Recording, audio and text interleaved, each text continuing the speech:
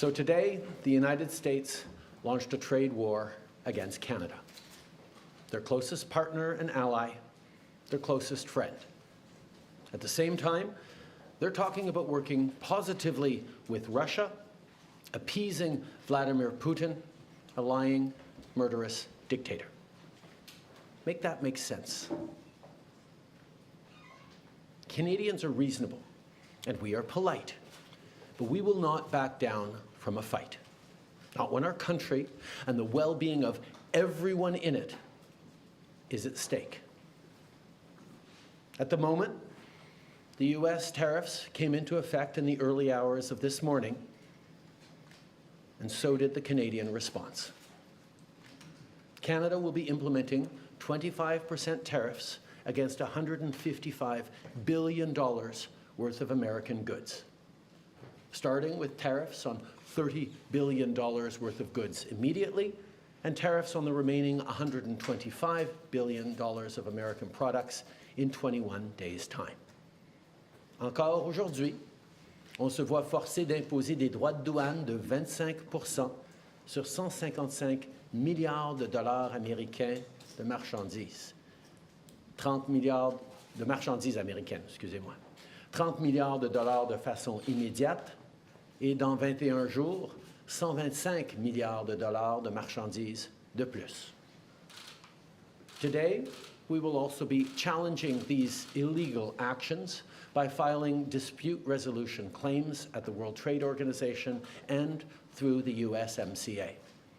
But in the meantime, our tariffs will remain in place until the US tariffs are withdrawn, and not a moment sooner. And should these tariffs not cease, we are in active and ongoing discussions with provinces and territories to pursue several non-tariff measures, measures which will demonstrate that there are no winners in a trade war. Now, just like I did a month ago, I want to speak first directly to the American people. We don't want this. We want to work with you as a friend and ally. And we don't want to see you hurt either. But your government has chosen to do this to you. As of this morning, markets are down, and inflation is set to rise dramatically all across your country. Your government has chosen to put American jobs at risk, at the thousands of workplaces that succeed because of materials from Canada or because of consumers in Canada, or both. They've chosen to raise costs for American consumers on everyday essential items like groceries and gas, on major purchases like cars and homes, and everything in between. They've chosen to harm American national security, impeding access to the abundant critical minerals, energy, building materials, and fertilizers that we have and that the United States needs to grow and prosper. They've chosen to launch a trade war that will, first and foremost, harm American families. They've chosen to sabotage their own agenda that was supposed to usher in a new golden age for the United States. And they've chosen to undermine the incredible work we've done together to tackle the scourge that is fentanyl, a drug that must be wiped from the face of the earth. So on that point, let me be crystal clear. There is absolutely no justification or need whatsoever for these tariffs today. Now, the legal pretext your government is using to bring in these tariffs is that Canada is apparently unwilling to help in the fight against illegal fentanyl. Well, that is totally false. Let's look at the facts. Our border is already safe and secure. Far less than 1% of fentanyl flows and less than 1% of illegal crossings into the United States comes from Canada. But we acted. because we know we can always do better. We responded to concerns, including from the President, by implementing an ambitious $1.3 billion border plan. A border plan that includes generational investments in new AI and imaging tools to stop the flow of fentanyl in its tracks, stronger coordination and information sharing with American agencies, along with the deployment of drones, helicopters, and additional personnel to keep our borders secure. Now, a month ago, as part of an agreement with the United States that paused the tariffs, we made further commitments. We appointed Kevin Brasseau as our fentanyl czar, a man who dedicated his multi-decade career in law enforcement to combating organized crime networks and drug trafficking. We designated 7 drug cartels, sick, evil groups who cynically profit off the pain and suffering of people on both sides of the border, as the terrorist organizations that they are. And just yesterday, we launched a new joint operations partnership supported by a $200 million investment between Canada's security and law enforcement agencies, a partnership that will enhance the coordination of information and intelligence in order to thwart criminal gangs involved in the illegal fentanyl trade. And critically, our actions are working. As the U.S. Customs and Border Protection just acknowledged, there was a 97% drop in fentanyl seizures from January compared to December, to a near zero low of less than half an ounce seized in January, even with all the further enforcements and actions we've taken at the borders. In sum, we stepped up. We engaged closely and constructively with the President and his administration. We did everything we promised. We stuck to our word. And we did it because we believe in working together to protect our citizens. Now I want to speak directly to one specific American, Donald. In the over 8 years you and I have worked together, we've done big things. We signed a historic deal that has created record jobs and growth in both of our countries. We've done big things together on the world stage, as Canada and the US have done together for decades, for generations. And now we should be working together to ensure even greater prosperity for North Americans in a very uncertain and challenging world. Now, it's not in my habit to agree with the Wall Street Journal, but Donald, they point out that even though you're a very smart guy, this is a very dumb thing to do. We two friends fighting is exactly what our opponents around the world want to see. And now, to my fellow Canadians, I won't sugarcoat it. This is going to be tough, even though we're all going to pull together, because that's what we do. We will use every tool at our disposal so Canadian workers and businesses can weather this storm. From expanding EI benefits and making them more flexible to providing direct supports to businesses, we will be there as needed to help. But Canada, make no mistake, no matter how long this lasts, no matter what the cost, the federal government and other orders of government will be there for you. We will defend Canadian jobs.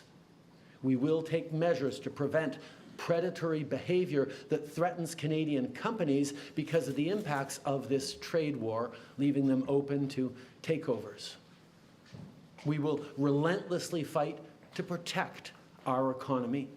We will stand up for Canadians every single second of every single day, because this country is worth fighting for.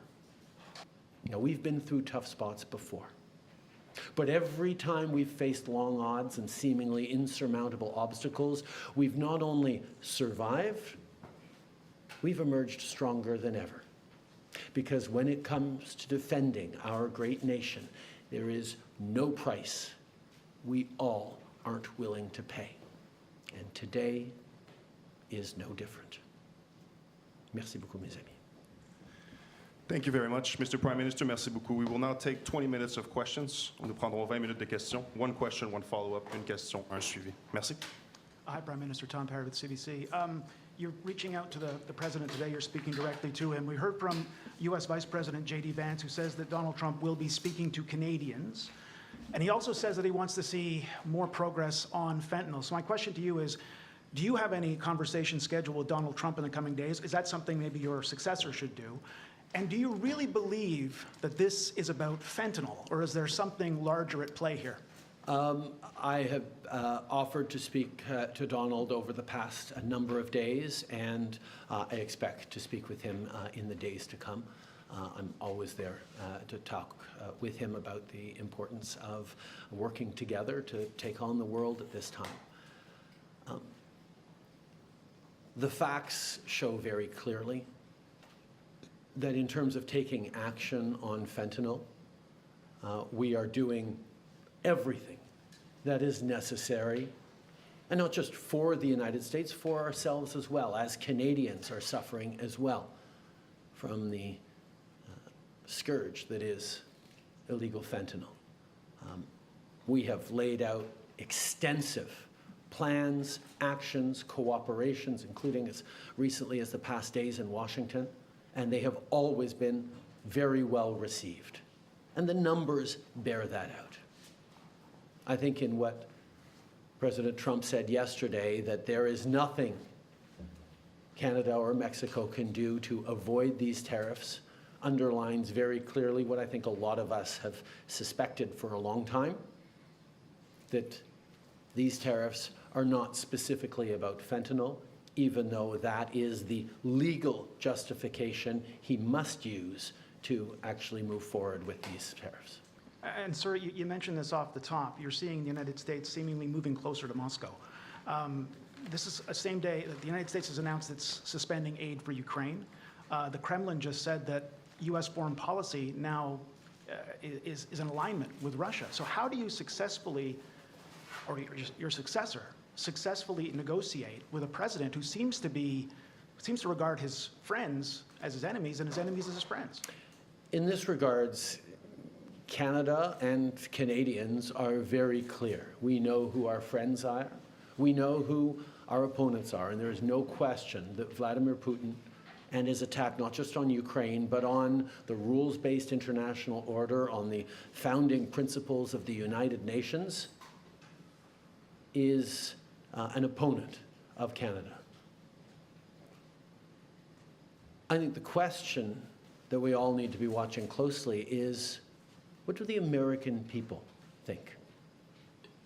How do Americans feel about jettisoning one's friends and allies in favor of a country that has never wished Americans well and continues to act in ways that harm the global economy and specifically the American economy and American values and principles?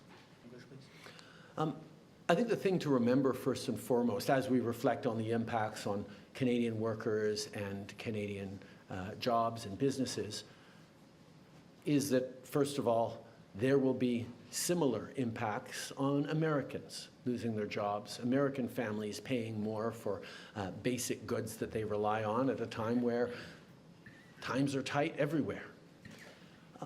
But our focus has to be on getting these tariffs lifted as quickly as possible.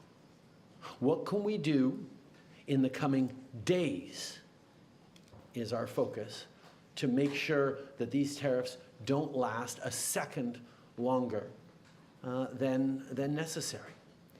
So we will be looking at, including looking in the coming day at things we can do around adjusting EI to support people through this difficult time.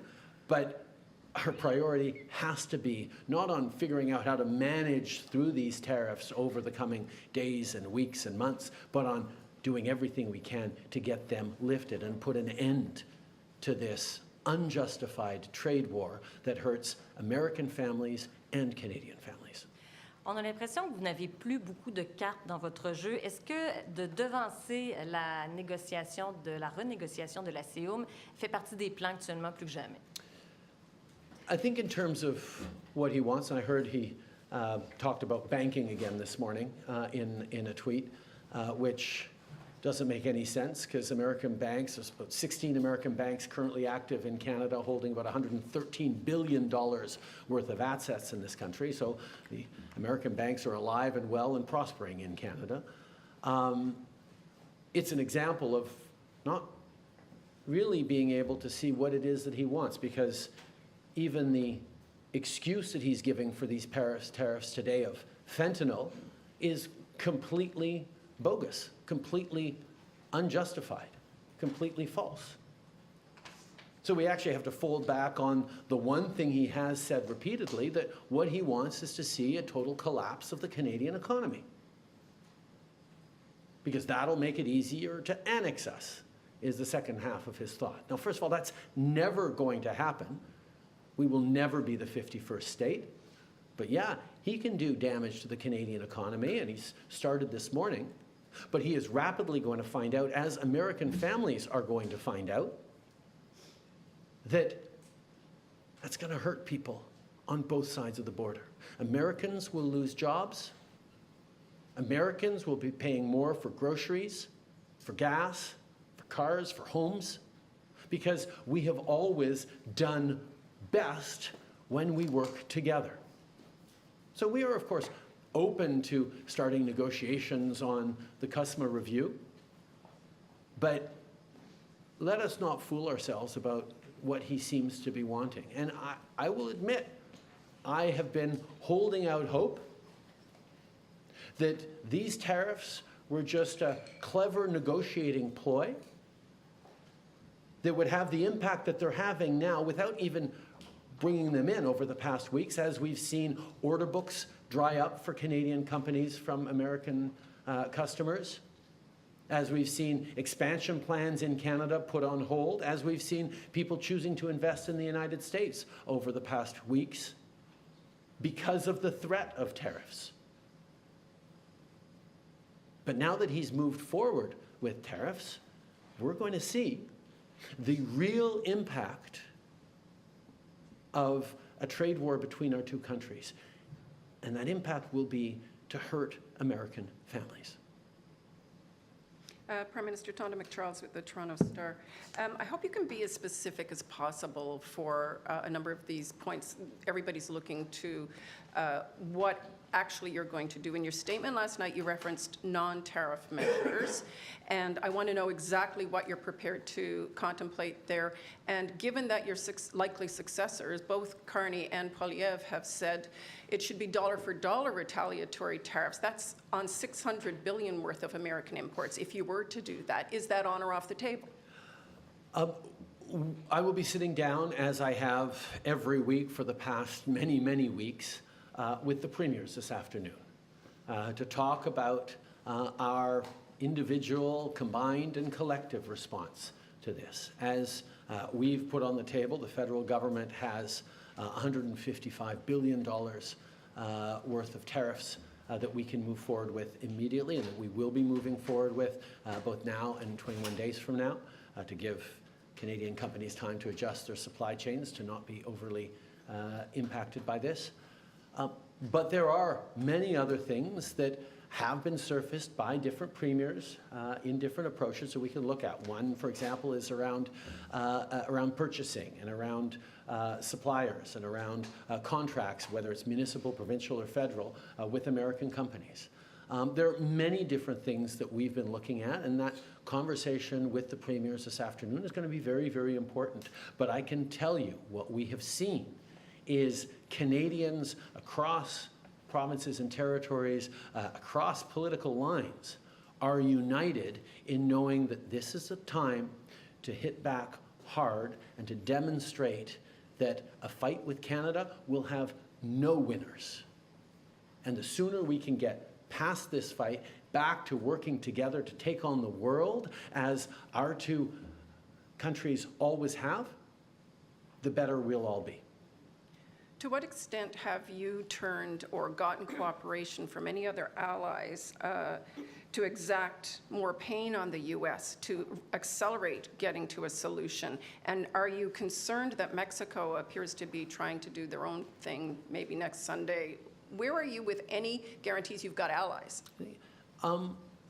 I've just spent quite a bit of time over these past couple of weeks meeting with European and international allies to talk about a number of different things, including standing up for the rules-based order by defending Ukraine, but also being there for each other in a more challenging and uncertain world.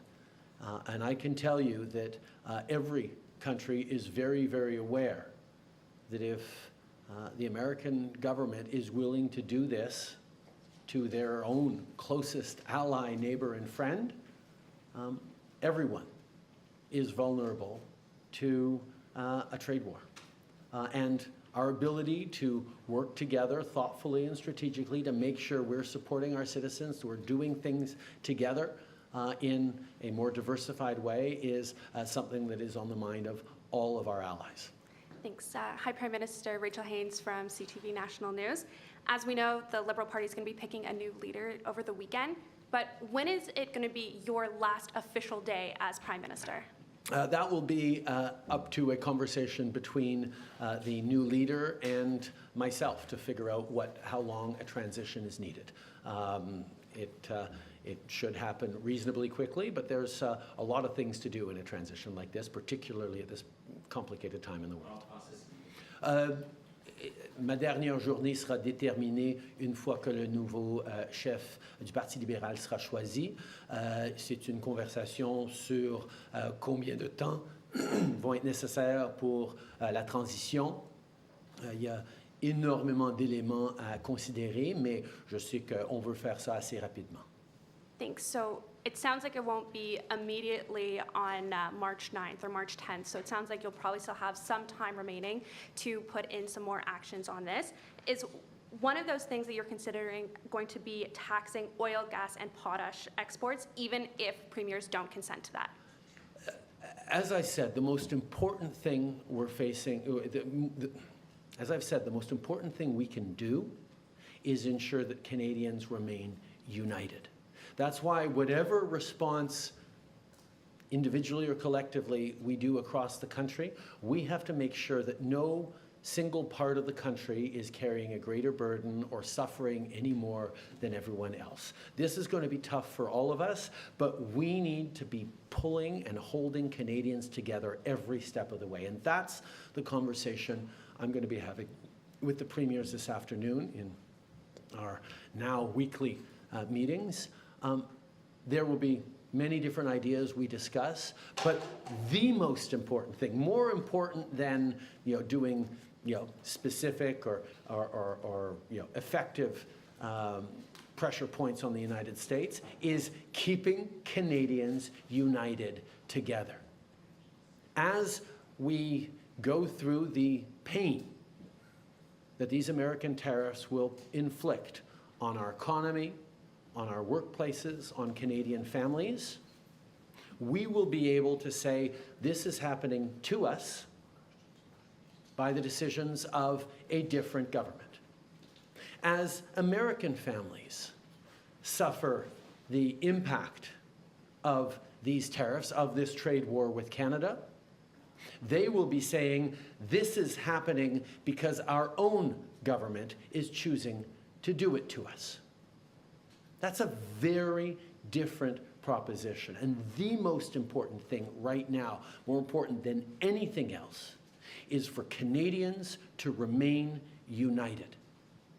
And that's why all premiers will be focused on things that make sure Canadians don't get divided amongst ourselves. This is a time for us to pull together, because the Americans will be having very real and very challenging debates and discussions about these actions. There will be no debate in Canada about whether or not we should be pulling together and responding. Everyone is aligned on that, and protecting that is job one for the Canadian government and the Canadian Prime Minister. Hi, Mr. Trudeau. Okay. We will take one last question and follow up. Thank you. Hi, Mr. Trudeau. Mackenzie Gray with Global. You mentioned the markets earlier. Someone who knows a thing about them, Warren Buffett, came out and said that these tariffs could be viewed as an act of war. Does the Canadian government believe these tariffs from Donald Trump is an act of war from the U.S.?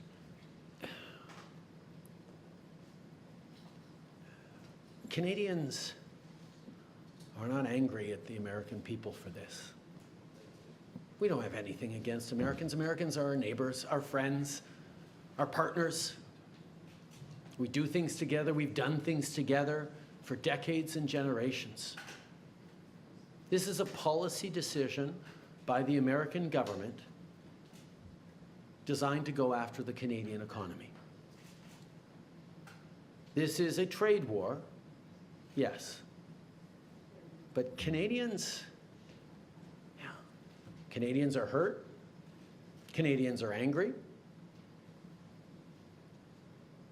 We're going to choose to not go on vacation in Florida or Old Orchard Beach or wherever. We're going to choose to try to buy Canadian products and forego bourbon and other classic American products. And yeah, we're probably going to keep booing the American anthem. But let me tell Americans, we're not booing you. We're not booing your teams. We're not booing your players. We're booing a policy that is designed to hurt us. And we're insulted. And we're angry. But we're Canadian, which means we're going to stand up for each other. We're going to fight. And we're going to win. There are probably a lot of folks watching on TV today who've been laid off or they were told not to come into work today because of these tariffs. Can you explain to them why you've not announced any relief measures today to help those folks out? As I said, our entire focus has been on preventing these tariffs from coming in, if there was at all a way, and it now looks like there was never a way we were going to be able to avoid these tariffs that the President was determined to do. And our focus now is going to be on making sure that they get lifted and that there is an end to this trade war as quickly as possible. But over the past month, we have been working on measures that if these tariffs last longer than a few hours or a few days, we be able to help Canadian citizens, Canadian workers, Canadian companies make it through this time. But let's also be clear, this is going to be tough. The American trade war is going to hurt the Canadian economy and is going to hurt all of us. What our government needs to make sure we're doing is try to make sure that nobody goes hungry and that everyone carries their share of this.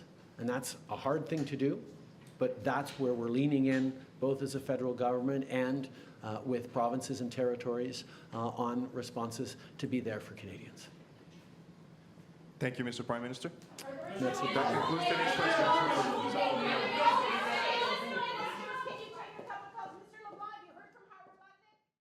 CMR YouTube சேனலில் இணைந்திருக்கும் நேர்கள் அனைவருக்கும் எமது நன்றி. Comments பகுதியில் உங்கள் கருத்துக்களை தெரிவிக்க தவறாதீர்கள். முக்கிய செய்திகள், காணொளி தொகுப்புகள், நேர்காணல் என பலதரப்பட்ட அம்சங்களையும் உங்களுக்காக தருகின்றது CMR யூடியூப் சேனல். CMR என்று சர்ச் செய்து எமது யூடியூப் சேனலை சப்ஸ்கிரைப் பண்ணுங்கள். உங்கள் உற்றார் உறவினர் நண்பர்களோடும் இந்த காணொளி தொகுப்புகளை பகிர்ந்து கொள்ளுங்கள். அருகில் இருக்கின்ற முக்கிய காணொளி தொகுப்புகளையும் தவறவிடாமல் பாருங்கள்.